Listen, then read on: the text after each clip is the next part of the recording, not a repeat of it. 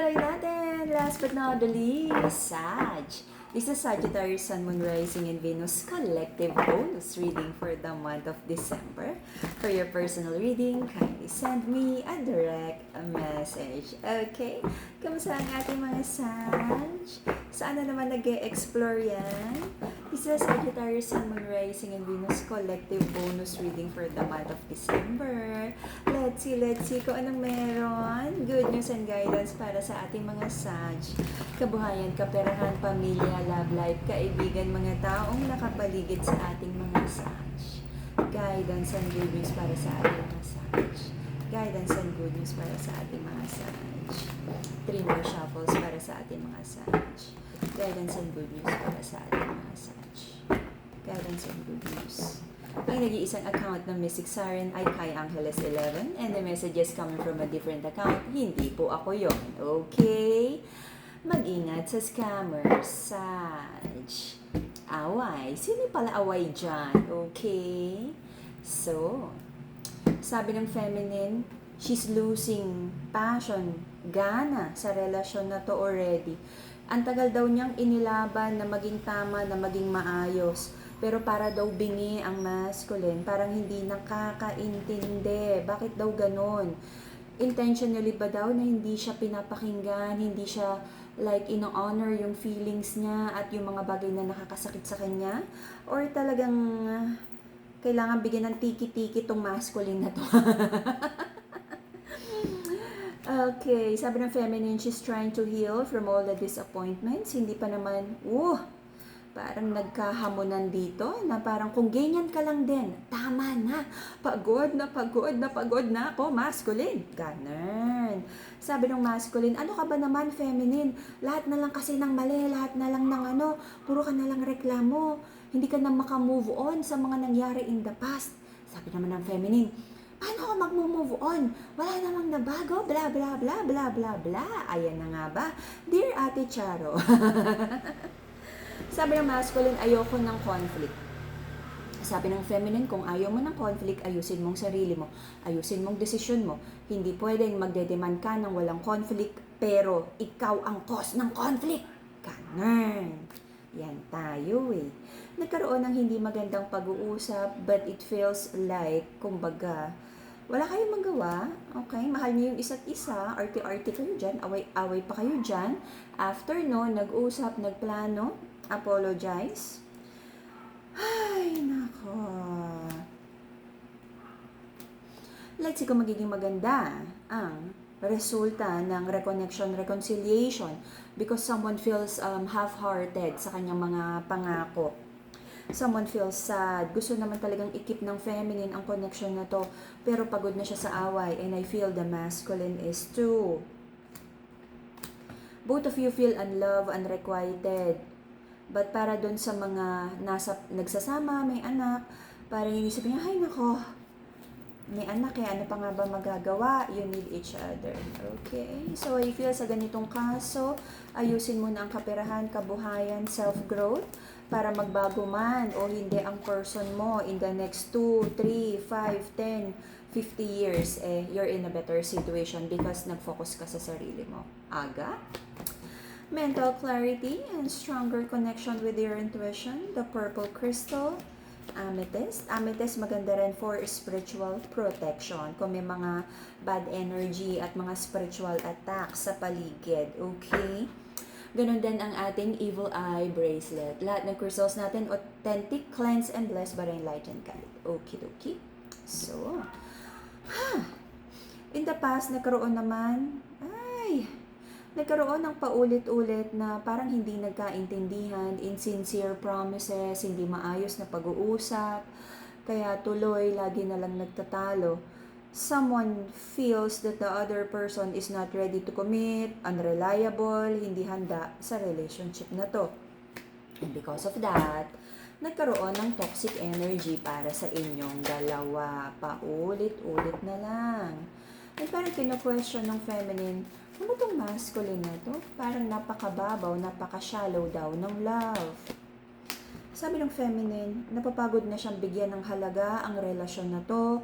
At ang masculine, no? Na parang unti-unti, alam mo yung nafo-fall out of love, nawawala ng gana pagdating sa relationship. Marami kang pinagpe-pray, Sag, about this is recognition, promotion, increase, ma-recognize, no? Not just trabaho, yung mga ginagawa mo maganda, but also sa relationship. Okay? Kasi sabi mo, binibigay mo naman lahat ng kaya mo. The feminine and disconnection, I feel, no, sa sobrang disappointment niya, marami pa siyang gustong sabihin para mak-clarify lang lahat, para hindi lang naghuhulaan. May mga naka-ready na script ang feminine. Ay! Ano to? Meron bang nai-involve? May pinagsasalosan ba ang feminine sa connection na to? The masculine in this connection, may natutunan ba talaga? Pag pinagsasabihan ba ng feminine, nakikinig ba to? Pag nagsusorry ba, may kasama bang change behavior, no? Kasi mukhang hindi umano, tong masculine na to, pag pinagsasabihan, it's either runner, na tumatakas sa difficult conversation, or galit-galetan. Siya pa galit, siya na mali, siya pa galit, siya na mali, siya na mali, takas-takas lang. Hirap siya about making a difficult or challenging communication na pag feeling niya, nako-corner siya, tatakbo na lang siya. At feeling niya kapag may mga gustong sabihin, nagagalit na si feminine, parang hindi niya kayang i-handle yung ganong klaseng emotions. Okay? So feminine, dahan-dahan lang din naman. Mukhang kinakatay mo sa words mo to, kaya natatakot siya na parang nananakbo lagi. Okay? Baka ma-face the wall na naman daw siya. May mga doubts here. Ano ba talaga, sabi ng feminine, ano ba talaga yung mga negotiables na negotiable? Ano yung mga pwedeng patawarin at ano yung mga kailangan ng sintensya? Sabi mo, sobra-sobra na yung pasensya mo with the temperance card eh. So parang sabi mo, dati hindi talaga uubra yan, pero parang sobra-sobra yung pasensya, yung pagmamahal, yung chances na binigay mo sa masculine. And nasasaktan ka na parang sagad na sa earth core ang ibinaba ng yung standards just to meet the masculine where he is at the moment, yung maturity at kung anong kaya niyang ibigay, okay? And that's unfair for you, feminine, okay?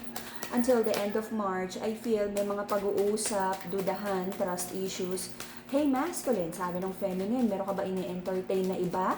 Sino yung nilalike mo? Sino yung pinupuso mo? Ba't ka comment ng comment dyan? Bakit, sino yung best friend mo sa opisina? Bakit mo lagi yung kinukwento? Talaga bang wala?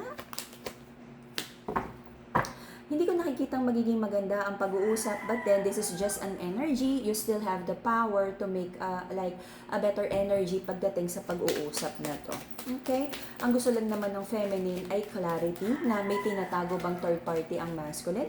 Nagkakaroon ba siya ng ibang love interest? Because the feminine just wants security and stability pagdating sa relasyon na to. Masculine, if you're hearing this reading, if you're starting something new, may nililigawan, may fini-flirt, pag nagkakagusto ka sa iba, dapat alam mo yung like boundaries ng relationship, kung saan like may mga harmful na, sabihin mong friend ko lang naman yan eh, pero alam mong nagkakagustuhan kayong dalawa, alam mong may pagtingin kayo sa isa't isa, alam mo yun. Hindi I really don't believe in like opposite sex na friend or confidant, na pag mag-aaway kayo ni feminine, kausap mo tong girl office mate or sino man tong girl na parang nagkakaroon ka ng happiness pagkasama mo siya. Binaband aid treatment mo kapag nagkukulang ng time sa'yo si feminine, and that's already crossing the boundaries of the relationship. It's a big no-no.